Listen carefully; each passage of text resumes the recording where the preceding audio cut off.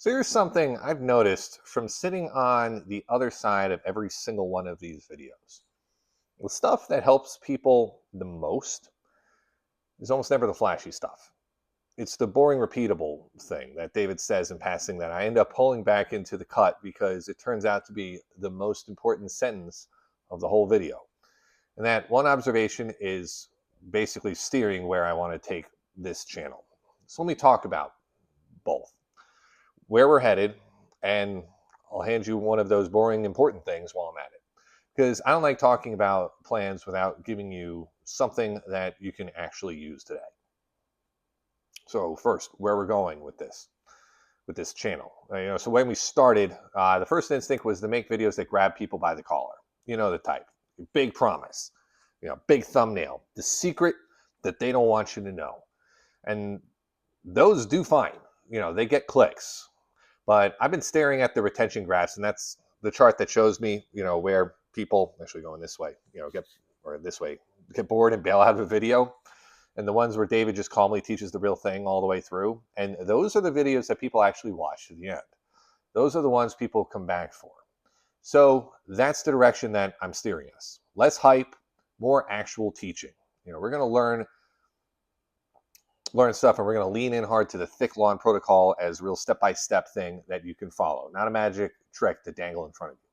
I want this channel to become a place where if you've got a sad yard, you can start at video 1 and just work your way through it in order, like a path with stones in it. That's the thing I'm quietly building towards back here. A channel that's genuinely useful in sequence, not just a pile of clips that happen to be about grass and happen to share our logo. And I'll be honest,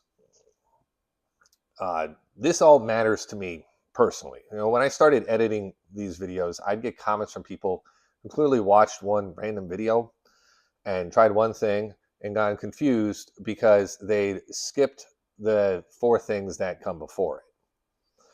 And that's not their fault.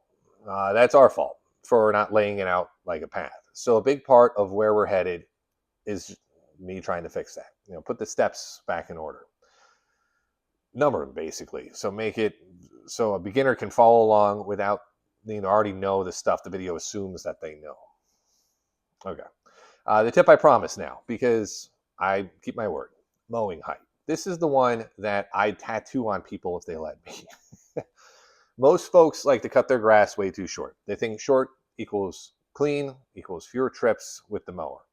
And what actually happens is if you scalp it, you expose direct sun and you basically roll out a welcome mat for weeds.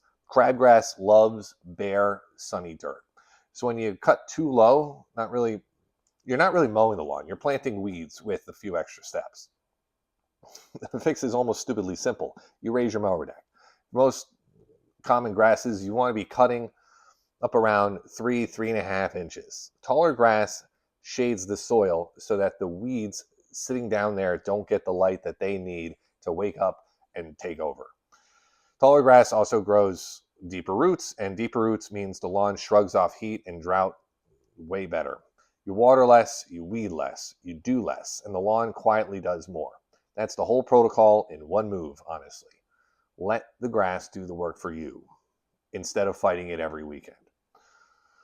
And the rule that rides shotgun with this, the one that David always repeats and always makes sure survives the edit, is never take off more than 1/3 of the blade height in a single mow.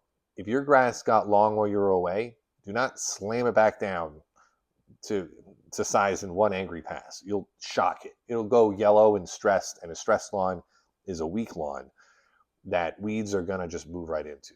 Bring it down over a couple of mows instead. It's a little patience. Again, it's always patience with this stuff. I made my peace with that.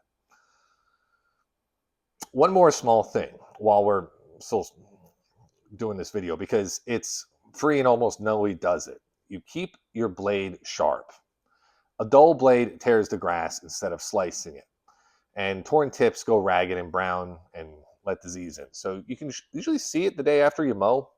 If the very tips of your lawn look frayed and tan instead of clean green, that's a dull blade. And that's not a sick lawn. So you sharpen your blade once or twice a season and you'll get right ahead of it.